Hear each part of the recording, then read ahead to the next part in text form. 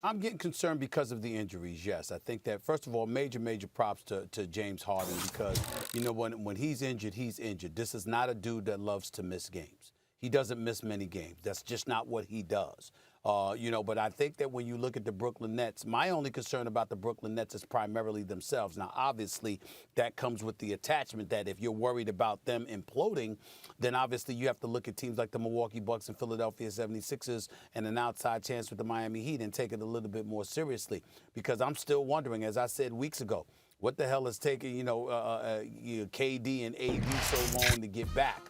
Certainly, the playoffs are the priority. What happens in June and July, it's what it's all about. We all understand that. But in the same breath, you just look at this team in terms of chemistry, cohesiveness, and what have you, and you kind of wonder when these guys are going to come back and play some games. One minute you hear that he's on his way back and he could be ready to go. Another time you don't see that at all.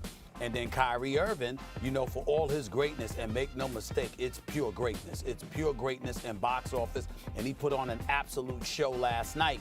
The flip side to it is that when are you going to take, when's the next time he's just going to want to take off? How many personal days is he going to use, et cetera, et cetera. You wonder about this stuff. Meanwhile, teams like Milwaukee are saying, hey, listen, we coming.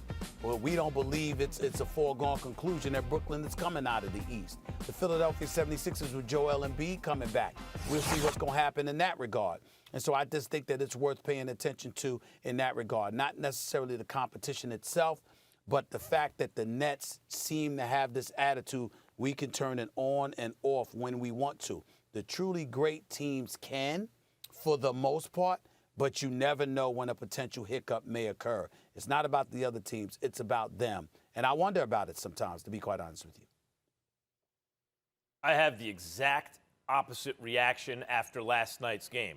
The Knicks were feeling good about themselves. They had a nice lead at the half. The Nets down two of their two best players because Kyrie is great, and he's not only the best show in basketball, he's elevating to near MVP caliber play now. And yet, if you had to rank them on the Nets, you'd say KD 1, Harden 2, Kyrie 3. So they're missing their best two players, really, after Harden had to leave. And the Knicks are feeling good, and the Nets aren't playing defense. The Knicks put up 60-something points, it was close to 70 points in the first half. And then just like that, Stephen A., they turned it on. Kyrie turned it on. The Nets turned on the defense better than it was certainly in the first half. And they win. The Knicks, as we know, they're a solid team. They're not world beaters, but they're a solid team. They play with pride. They play defense. Nothing they could do. The Nets won. And by the way, the Nets have the best record in the Eastern Conference, and KD basically hasn't played all year. And Harden just got there. It's not like they had an offseason to all play together. This team is so good, it's scary. Now, certainly, KD's prolonged absence and the fact that he's coming off an Achilles and all that, yes, injury is a concern. What I'm saying is this. If the Nets are healthy, I'm at the point where I don't think anyone else can win the championship this year if they're healthy, and I think that includes the Lakers. If the Nets are healthy, because now I've seen the Nets down, I've seen each star, we know KD can carry a team. I've seen Harden do it by himself, beat some good teams by himself. And now I've seen Kyrie beat a solid team with a big lead at the half when he was the only star on the floor. They can all carry a team.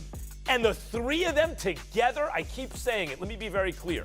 If and when this team ever gets healthy, by the end of this season, meaning playoffs and everything, we will say that was the greatest offensive team in the history of American team sports. They will win the title. It's just an issue of health. Well, I appreciate you coming to the party because that certainly wasn't your position at the start of the season, but that's neither here nor there. What I will tell you is this. When I look at when you saw them play, you still had that for the first month or two of the season. But here's the deal. You didn't think they would play defense good enough. That was your position. But that's fair enough. Bottom line is this. Right. Here's what you look at when you look at the Brooklyn Nets. Again, they are showstoppers, bona fide showstoppers. These brothers are real and on another level. But when we look at the great teams in the NBA, the reigning defending champion Lakers, and we think about the Milwaukee Bucks and adding Drew Holiday and those boys there, okay? And P.J. Tucker's a big pickup for them because of what he can do on the defensive end of the floor, okay? You look at the Philadelphia 76ers, they're coming, they're not going away.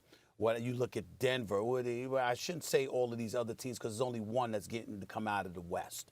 Okay, you don't have to face all of those teams in the West, just one of them. All I'm saying is this attitude that we can just turn it on and off while other teams are building chemistry, I think could potentially be a mistake. Now, where it gets interesting is that the Lakers obviously have the same issue for very legitimate reasons because Anthony Davis is injured and LeBron James is injured. So they're not, but they already had a season together in which they won a championship. So the chemistry and cohesiveness is there. Plus, we have to look at Brooklyn, Max, and we got to ask ourselves, we love what we're seeing. Kyrie Irving is averaging 28 a game, 51% shooting, 39+ percentage from three-point range. He's only averaging 2 turnovers a game. I mean, when you look at it from that perspective, he's been nothing short of sensational, and he deserves props for that, and he's been selfless, not selfish at all, very selfless.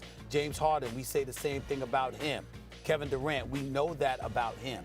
But you also have to find yourself wondering that when all else fails, because of that absence of chemistry from not having played together, but so much, are they going to do that if pressurized moments show up?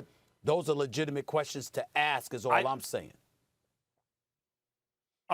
Fine, but I'm just saying the evidence that I've seen before leads me to the opposite conclusion. Like in the opposite direction. Like they have chemistry because, as you said, Kyrie's been totally unselfish and so is Harden. We know KD's an unselfish player. But Harden and Kyrie, can they do it? They're showing the pursuit of greatness is what is most important to them. And you only get that as with your team. You have to have team greatness.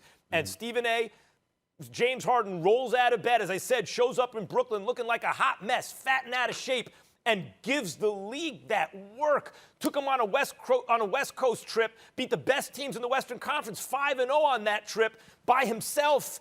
And then Kyrie and Harden, the chemistry they already have. Thanks for watching ESPN on YouTube. For live streaming sports and premium content, subscribe to ESPN+.